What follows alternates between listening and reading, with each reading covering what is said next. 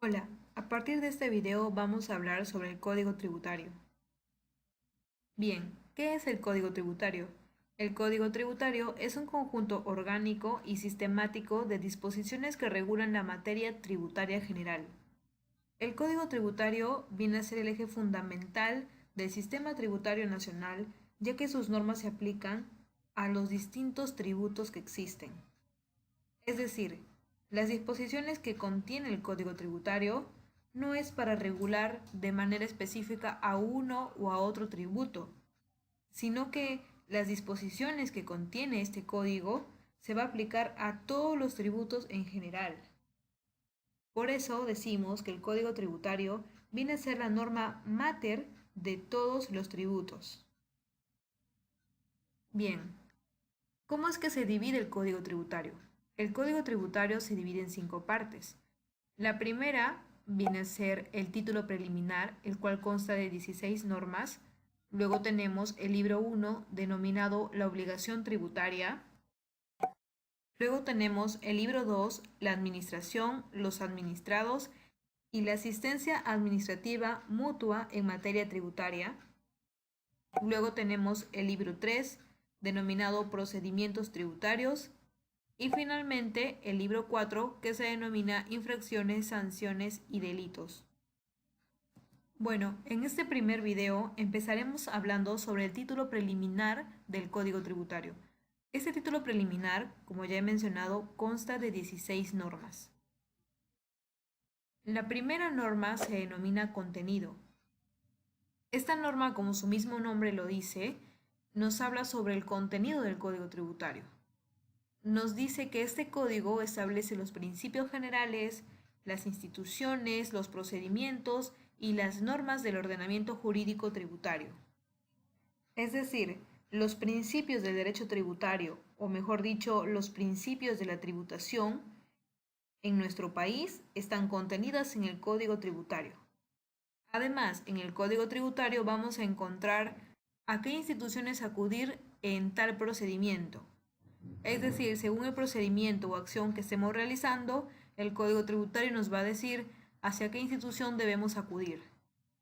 Y además, en el Código Tributario encontramos también los procedimientos en materia tributaria, es decir, procedimientos de fiscalización, procedimientos de cobranza coactiva, los procedimientos contenciosos y los procedimientos no contenciosos.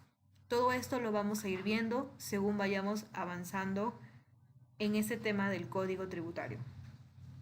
Entonces, en la norma 1, más que todo nos hablan sobre lo que contiene el Código Tributario. Bien, antes de empezar a hablar sobre la norma 2, que se denomina ámbito de aplicación, vamos a hablar sobre el tributo, ya que en videos anteriores hasta el momento no se ha hablado sobre el tributo, en qué consiste el tributo, qué es el tributo. Bien, en nuestra legislación, la palabra tributo no tiene una definición. En ninguna norma, ni en la Constitución Política del Perú, ni en el Código Tributario nos dicen de manera específica qué es el tributo. Si nosotros hablamos de manera general qué es el tributo, podemos mencionar que este es un término polisémico, porque el tributo lo podemos tomar como norma jurídica, pero la palabra tributo también encaja, por ejemplo, cuando decimos hay que hacer un tributo a alguien, es decir, un reconocimiento, ¿no? Pero bueno, en fin, ¿qué es el tributo en esta materia? Como ya he mencionado, no hay una definición exacta de lo que es el tributo en nuestra legislación. Sin embargo, gracias a la doctrina, podemos mencionar que el tributo tiene las siguientes características. En primer lugar, el tributo viene a ser una prestación, usualmente de dinero, pero en algunos casos en especie. ¿Qué es una prestación? Una prestación es algo que hace un sujeto en favor de otro. En este caso, el tributo viene a ser la prestación que los ciudadanos realizan al Estado para que se pueda realizar obras públicas en bien de todos los ciudadanos, ¿no? Bien, pero ¿qué es en sí la prestación? Según el derecho civil, la prestación se da de 3 formas. o mejor dicho, hay tres tipos de prestación. Tenemos la prestación de dar, la prestación de hacer y la prestación de no hacer. La prestación de dar, cuando una persona se compromete a entregar algo. La prestación de hacer es cuando una persona se compromete a realizar una determinada acción.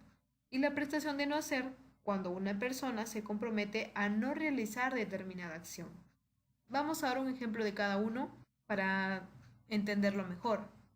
En el caso de la prestación de dar, por ejemplo, yo me comprometo a venderte una computadora y la otra parte se compromete a darme dinero.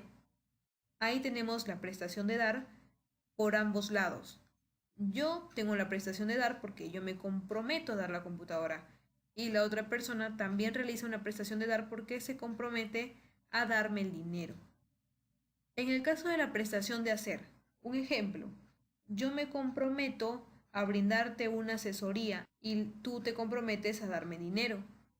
Por mi lado, tengo la prestación de hacer, porque tengo que brindarte la asesoría, tengo que hacer eso. Y la contraparte tiene la prestación de dar. ¿Por qué? Porque me va a dar dinero a cambio. En el caso de la prestación de no hacer, un ejemplo, tú te dedicas a la venta de ropa y yo tengo una marca conocida que me dedico a otra cosa, pero voy a empezar también en la venta de ropa, por lo que tú ves que a mí me va a ir bien también. Entonces, para no correr riesgo, me dices, no realices esa actividad de vender ropa y a cambio yo te voy a pagar tal monto de manera mensual o tal monto en general.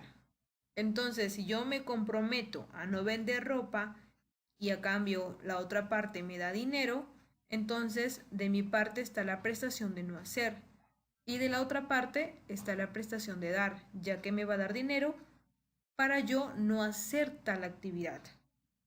Bien, entonces hay tres tipos de prestación: prestación de dar, prestación de hacer y prestación de no hacer. Pero en este caso, en el caso hablando del tributo, ¿esta prestación de qué tipo viene a ser? Y esta prestación viene a ser la prestación de dar, porque como ya he mencionado, el tributo tiene la característica de que los ciudadanos brinden una determinada suma de dinero al Estado para que se pueda realizar obras públicas, ¿no? Entonces tenemos la prestación de dar, ya que los ciudadanos dan el dinero al Estado. Esa es una de las características del tributo. Otra de las características es que el tributo tiene que estar establecido en virtud a una ley, y esto lo mencionamos en uno de los videos pasados cuando hablamos del principio de legalidad, cuando mencionamos que el artículo 74 de la Constitución Política del Perú nos decía que los tributos se crean, se modifican, se derogan o se exoneran solo por ley o por decreto legislativo. Entonces, para que este tributo sea válido, es que tiene que estar establecido pues en virtud a una ley. Otra de las características del tributo es que este puede ser exigido coercitivamente por potestad tributaria del Estado ante el incumplimiento de pago. ¿Qué quiere decir esto? Pues en todas las legislaciones del mundo, cuando el ciudadano no paga el tributo, el Estado lo puede exigir de manera forzosa, es decir, de manera coercitiva, llegando al embargo, ¿no? Entonces, cuando el ciudadano no paga el tributo, se le puede exigir de manera directa quién, la entidad que recauda dicho tributo. Y esto pues es muy distinto a que si tú debieras dinero a un banco, porque cuando tú debes dinero a un banco y este quiere embargarte, no puede ir de manera directa y sacar tus cosas. El banco tiene que ir a la vía judicial, es decir, va a seguir todo un proceso y el juez es quien va a ordenar el embargo de tus bienes. En cambio, en materia tributaria no ocurre eso. Si tú no le pagas a la SUNAT o a la municipalidad, entonces ellos pueden ir y directamente hacer el cobro del tributo. ¿Por qué? Porque el Estado tiene aquí la potestad de cobrártelo de manera forzosa ante el incumplimiento del pago de dicho tributo. Otra de las características del tributo es que este no constituye sanción de acto ilícito, pues hay muchas personas que suelen confundir al tributo con una sanción, o suelen hablar como si fuese el mismo término, lo cual está mal. El tributo es la prestación que hace un sujeto a favor del Estado para cubrir gastos públicos o para que estos realicen, pues, ¿no?, las obras públicas. La sanción viene a ser un castigo que te imponen, bien porque cometiste una infracción o porque has realizado un acto contrario a la ley. Entonces, hablar de tributo no es lo mismo que hablar de una sanción. El tributo es porque tú tienes que cumplir como ciudadano y pagarle al Estado para que éste pueda realizar obras públicas. Pero la sanción a ti te lo imponen por realizar un acto indebido, por ir en contra de la ley, ¿no? Bien, de la sanción, el tipo de sanción más conocido viene a ser la multa, pero no es la única, hay varios. Ya hablaremos también de los tipos de sanción más adelante. La multa implica que el ciudadano pague una determinada suma de dinero. Es por eso también que confunden al término tributo con multa, porque ambos consisten en pagar una suma de dinero al Estado. Solo que, como ya he mencionado, el tributo es porque tienes la obligación de pagar para que el Estado pueda realizar obras en favor de los ciudadanos, pero la multa, o mejor dicho, la sanción, es también la suma de dinero que hace el ciudadano al Estado, pero por haber realizado un acto indebido, por haber realizado un acto contrario a la ley. Bien, y por último, tenemos la siguiente característica que en realidad ya la he venido mencionando al momento de hablar las características anteriores, que el tributo pues sirve para cubrir los gastos de necesidades públicas. Bueno, entonces, como ya les he dicho, no tenemos una definición de tributo, no tenemos una definición exacta ya que no la encontramos en nuestra legislación, pero en base a la doctrina podemos decir que el tributo tiene estas características que acabo de mencionarles. Bien, con esto ya podemos ahora hablar sobre la norma 2. La norma 2, como les había dicho, se denomina ámbito de aplicación. Lo que nos dice el Código Tributario es que el tributo está comprendido por impuestos, contribuciones y tasas. No te dice qué es el tributo. Lo único que dice el Código Tributario es: el tributo está comprendido por impuestos, contribuciones y tasas. Y nos hablan de cada uno de estos. Nos hablan la manera en cómo se divide el tributo o qué es lo que contiene el tributo, pero no nos dice qué es en sí el tributo, ¿no? Pero bueno, de esto ya acabamos de hablarlo y ya lo entendemos mejor. Bien, ¿qué son los impuestos? Los impuestos vienen a ser un tipo de tributo cuyo cumplimiento no origina una contraprestación directa a favor del contribuyente por parte del Estado. Esto quiere decir que el ciudadano paga, pero no recibe de manera directa nada a cambio. Es decir, no tiene un beneficio directo luego de que pagas el impuesto, ¿no? Por ejemplo, aquí tenemos el impuesto general a las ventas, el impuesto a la renta y hay pues otros tipos de impuestos. En el caso de las contribuciones vienen a ser un tipo de tributo cuya obligación tiene como hecho generador beneficios derivados de la realización de obras públicas o de actividades estatales. A diferencia del impuesto, en las contribuciones tú sí recibes un beneficio. ¿Por qué? Porque el Estado realiza una obra pública o una actividad estatal. Un ejemplo de una obra pública puede ser las veredas que han sido subsanadas cierta parte por el aporte que hacen los ciudadanos. A veces cuando son los ciudadanos quienes solicitan que se cambien sus veredas o que se les coloque las veredas, estos suelen dar una parte de dinero para que se realice esta obra pública. Y este dinero que ellos dan viene a ser una contribución y reciben lo que ellos solicitan, ¿no?, las veredas. En el caso de lo que son actividades estatales, podemos mencionar pues que tenemos aquí las contribuciones que se hacen a Censico, contribución a Cenati, contribución a ONP y la contribución a salud. Por ejemplo, en el caso de Censico, ¿quiénes lo pagan? Las empresas constructoras. ¿Cuál es el beneficio que reciben? El beneficio lo reciben sus trabajadores cuando se van a capacitar en Censico. En el caso de Senati es lo mismo, pero ¿quiénes lo pagan? En este caso lo pagan las empresas industriales y el beneficio lo reciben también sus trabajadores que se capacitan pues en Senati. Luego hemos mencionado la contribución a la ONP. ¿Quiénes lo pagan? Lo paga el trabajador vía retención por parte de su empleador. ¿Y cuál es el beneficio que reciben? El beneficio es que cuando esos trabajadores se jubilan, van a recibir una pensión de jubilación. Y en el caso de salud, lo pagan las empresas y el beneficio es que sus trabajadores cuando están enfermos pueden atenderse en dicha institución. Esos son los ejemplos de lo que vienen a ser las contribuciones. Por último, tenemos a las tasas. Las tasas vienen a ser aquel tipo de tributo cuya obligación tiene como hecho generador la prestación efectiva por el Estado de un servicio público individualizado en el contribuyente. Es decir, en este caso, el contribuyente va a pagar un monto por el cual va a recibir un beneficio para sí mismo. Por eso se dice que es un beneficio individualizado, porque la persona que paga es la persona que recibe el beneficio. Y bueno, las tasas en sí están divididas en tres. Hay tres tipos de tasas. Tenemos los derechos, arbitrios y las licencias. Entonces, recordando, el tributo está dividido en tres, en impuestos, contribuciones y tasas. Y las tasas, a su vez, se dividen en tres, en derechos, arbitrios y licencias.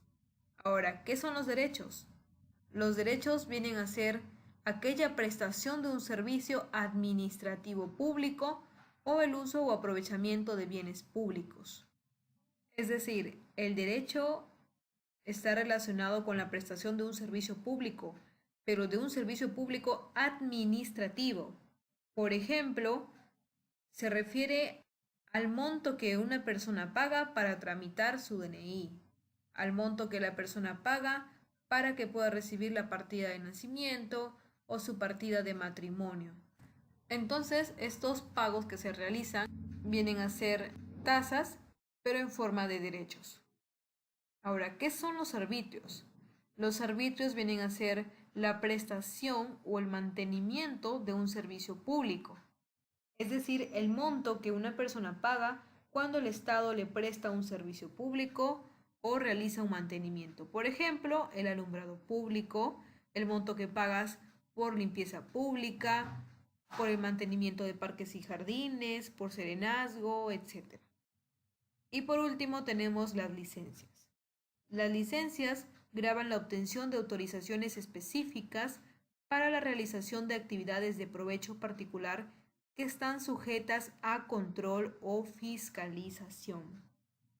Es decir, aquí encontramos aquellos pagos que realiza una persona para que le den una autorización.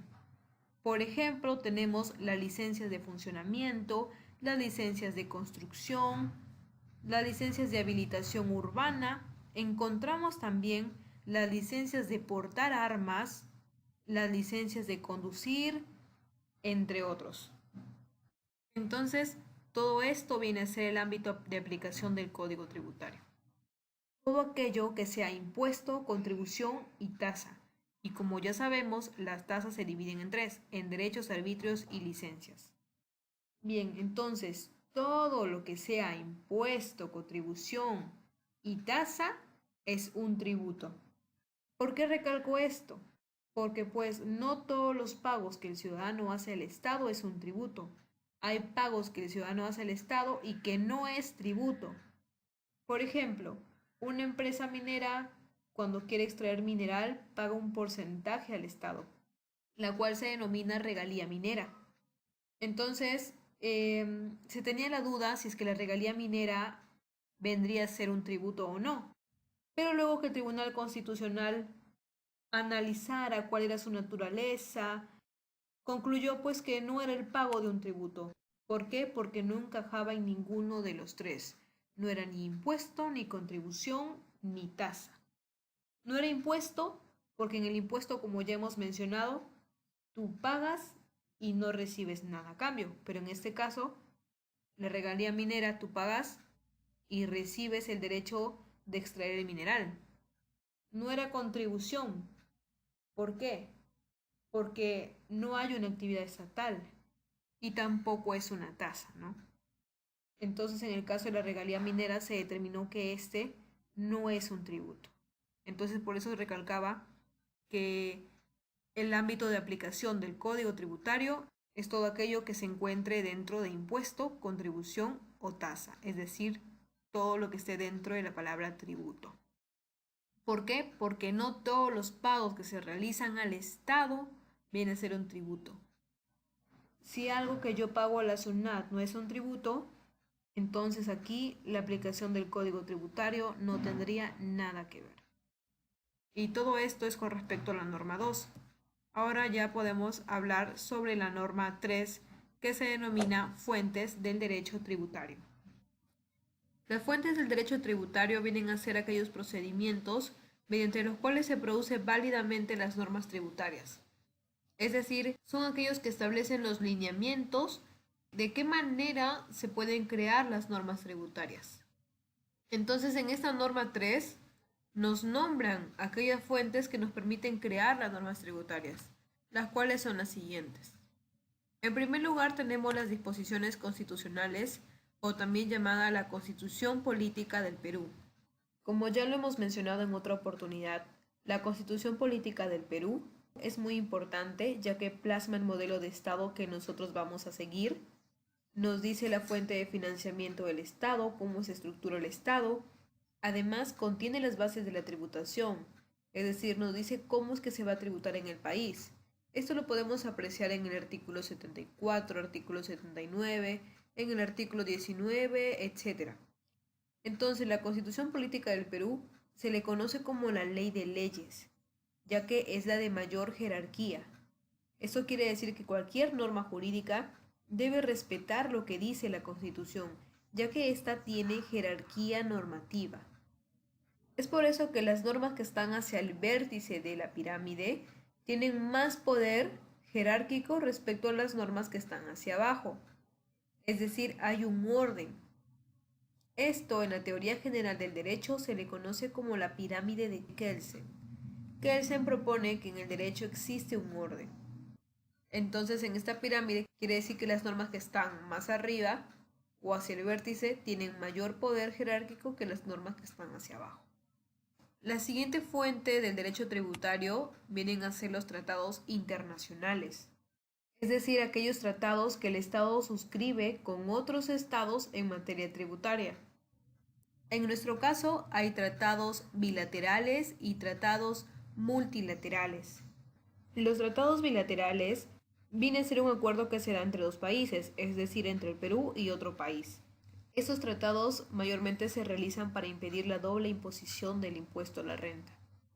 Ejemplos de los tratados bilaterales podemos mencionar entre los más antiguos a Canadá, a Chile, a México. También hay tratado con Brasil, con Portugal, con Corea, con Suiza, etc. Y en el caso de los tratados multilaterales, existe uno en nuestro país que viene a ser la CAN, es decir, la Comunidad Andina. Este tratado está conformado por Perú, por Colombia, Ecuador y Bolivia. Anteriormente estaba también Venezuela, pero este país se salió en el 2006. Entonces ahora este tratado multilateral está conformado solo por 4 países. Además de estos, hay otros tratados, como por ejemplo el Tratado de Libre Comercio, que regula lo que es la materia aduanera, ¿no? ¿Por qué el tratado internacional está luego de las disposiciones constitucionales? Esto es porque el Perú es parte de la Convención de Viena y una de las reglas fundamentales de esta convención es que los tratados tienen que respetarse. Entonces, si es que nos encontramos en un conflicto entre un tratado y alguna otra ley, como las que veremos siguiendo la pirámide, siempre se va a tener que elegir por lo que diga el tratado. Entonces, aunque esta norma 3 no nos haya dicho de manera específica que la forma en que ha nombrado las fuentes del derecho tributario la ha hecho basándose en un orden jerárquico, nosotros lo entendemos de esta manera, ya que nos damos cuenta que en realidad La forma en que ha nombrado estas fuentes la ha hecho basándose en la pirámide de Kelsen, que como ya he mencionado, aquellas que están hacia arriba o más cerca al vértice de la pirámide son aquellas que tienen mayor poder jerárquico que las normas que se encuentran hacia abajo de esta pirámide. Bien, luego entonces encontramos a las leyes tributarias y normas de rango equivalente. Estas vienen a ser aquellas leyes que da el Congreso y aquellas normas que tienen rango de ley. Es decir, aquí tenemos a lo que son los decretos legislativos, los cuales los emite el Congreso. Encontramos también los decretos de urgencia, el cual lo emite el presidente de la República para dictar medidas extraordinarias referentes a lo que son materias económicas y financieras. Es decir, el decreto de urgencia no legisla materia tributaria. Sin embargo, este decreto tiene rango de ley. Encontramos también el decreto ley, la cual viene a ser una norma jurídica que se emite cuando estamos en un gobierno militar. Es decir, cuando los militares toman el poder y estos emiten una norma, a esta norma se le denomina decreto ley. Y también encontramos a las ordenanzas municipales, pero como bien sabemos, estas ordenanzas tienen límites, ya que solo se aplica dentro de su jurisdicción. Luego encontramos como fuente del derecho tributario a las leyes orgánicas o especiales que norman la creación de tributos regionales o municipales. Las leyes orgánicas tienen que ver con organización, con estructura, con creación. Es cierto que la mayoría de leyes orgánicas no se relacionan con la tributación. Un ejemplo viene a ser la Ley Orgánica de Municipalidades, la cual nos dice cómo es que se van a estructurar, cómo es que se van a crear las municipalidades. Sin embargo, esta Ley Orgánica de Municipalidades, a pesar que hemos mencionado que la mayoría de leyes orgánicas no tienen que ver con tributación, esta sí establece algunas pautas sobre cómo es la creación de los tributos. Cabe añadir que las leyes tributarias y normas de rango equivalente, junto con las leyes orgánicas o especiales que norman la creación de tributos regionales o municipales, ambas son dadas por el Congreso, por lo que ambas, en este caso, tienen la misma jerarquía. Aunque se haya presentado de esta manera en la pirámide, no quiere decir que las leyes tributarias tengan mayor rango que las leyes orgánicas. En este caso, ambas son del mismo rango. Luego encontramos como fuente del derecho tributario a los decretos supremos y normas reglamentarias. Una vez que se crea la ley tributaria, luego tiene que emitirse una norma que lo reglamente. El reglamento lo que hace es desarrollar la ley, es decir, lo pone en práctica, lo hace operativa. Te dice la manera de cómo tributar. Entonces, el reglamento complementa a la ley. Pero la ley, como acabamos de ver, tiene mayor jerarquía que el reglamento. Ahora, ¿quién emite el reglamento? El reglamento lo emite el presidente de la República y esto lo podemos ver en el artículo 118 de la Constitución Política del Perú, en el numeral 8, el cual nos dice que el presidente de la República es quien se va a encargar de ejercer la potestad de reglamentar las leyes, pero sin transgredirlas ni desnaturalizarlas. ¿Y esto cómo lo va a hacer? Dictando decretos. Entonces, el reglamento de una ley lo emite, o mejor dicho, lo dicta el presidente de la República. Pero debemos tener en cuenta que el reglamento no puede contradecir o decir algo opuesto a lo que dice la ley. Entonces, por ejemplo, en el caso del impuesto a la renta, salió la ley y luego se publicó el decreto supremo, el cual amplía lo que dice la ley, pero sin transgredir dicha ley ni la Constitución. Sin embargo, debemos tener en cuenta también que hay algunas leyes que no tienen reglamento y se aplica solo lo que dice en la ley, como por ejemplo el presente Código Tributario. No cuenta con un reglamento, por lo que solo nos basamos en la ley de este. La siguiente fuente del derecho tributario viene a ser la jurisprudencia. ¿Quién se encarga de resolver aquellos conflictos o controversias que existen entre lo que la regulación señala y entre lo que el contribuyente afirma? Bien, los que se encargan de resolver estos conflictos vienen a ser los órganos que administran justicia en materia tributaria, es decir, el Tribunal Fiscal, el Poder Judicial o, de ser el caso, el Tribunal Constitucional. Entonces, la jurisprudencia vienen a ser aquellas decisiones, aquellas sentencias, aquellos fallos que emiten estos órganos que administran justicia cuando están analizando o resolviendo un conflicto en particular. Entonces, supongamos que en el caso de pagos a cuentas del impuesto a la renta, la administración tributaria interpretó A y el contribuyente interpretó B, es decir, interpretan cosas distintas. Entonces, lo que hace el juez es analizar, interpretar y decir si la interpretación correcta es A o es B. O tal vez las dos están mal y nos dice cuál es la interpretación correcta. Entonces, a estos fallos que dan estos órganos que administran justicia, que ya he nombrado, el Tribunal Fiscal, Poder Judicial y Tribunal Constitucional, a estos fallos se les denomina jurisprudencia. Entonces, la jurisprudencia viene a ser una fuente del derecho tributario y es muy importante ya que le da al ciudadano la credibilidad. Porque si yo tengo un caso X, donde ya el Tribunal Fiscal, la Corte Suprema o el Tribunal Constitucional han dicho esta norma se interpreta de esta manera y es preferente vinculante, entonces yo ya tengo una guía. Yo ya puedo saber mediante la vía constitucional o judicial si es que ese criterio me favorece. De ser así, sigo. Pero si veo que realmente ese criterio me desfavorece porque ha ocurrido ya en un caso anterior, entonces mejor ya ni voy. Entonces el que haya ocurrido ya un caso igual al tuyo, te permite ver qué es lo que va a suceder con el tuyo. Porque estos órganos que administran justicia en materia tributaria se supone que han dado su fallo, han dado su jurisprudencia, entonces ya sabemos lo que va a acontecer.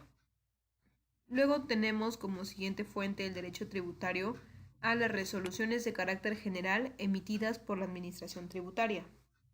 ¿Por qué se llaman resoluciones de carácter general?